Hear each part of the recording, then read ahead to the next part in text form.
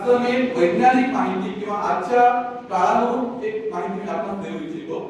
आजचा काळ एआय चा काळ समजला जातो.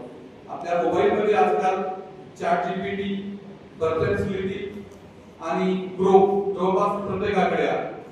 आणि तुम्ही कोणताही प्रश्न त्यांना विचारा, प्रत्येक प्रश्नाचं तो तंतोतंत उत्तर देतो.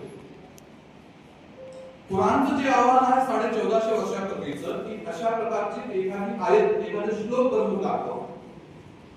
ग्रोकला हा प्रश्न विचारण्यात आला. मी स्वतः हा प्रयत्न म्हणजे लोकांनी विचारलं भेटले, मी स्वतः प्रयत्न करून पाहिला की कुराण ज्या पद्धतीने लिहिलेलं आहे तसे एखादा श्लोक बनवून दाखव.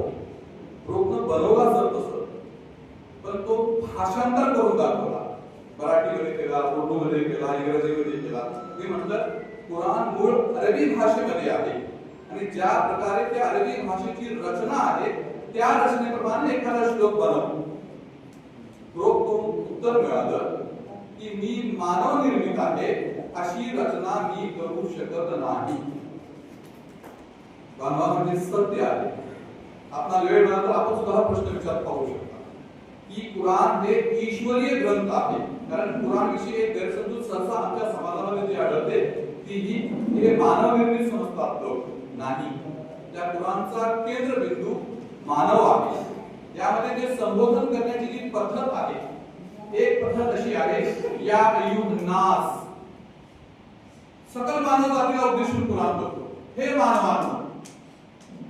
दुसरी जी पद्धत आहे या इंसान, हे मानवा, या पद्धतीने संबोधन करतो.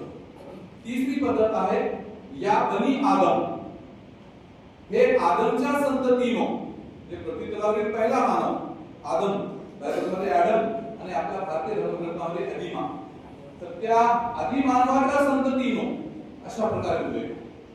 तर हा कुराण सकल मानव जातीसाठी लाभला. ते अल्लाहचे आभार व्यक्त करण्याकरिता मुस्लिम बांधव रमजान महिन्यात रोजे ठेवतात आणि रोजे ठेवण्याची संधी मिळाली, पुण्यकर्म करण्याची संधी मिळाली म्हणून रमजान महिना संपल्यानंतर दुसऱ्या दिवशी ईद साजरी करतात आणि त्या ईदच्या आनंदात सर्वांना सामावून घेतात. तर तुम्हामध्ये आणि अध्यक्षामध्ये जास्त वेळ न घेता मी माननीय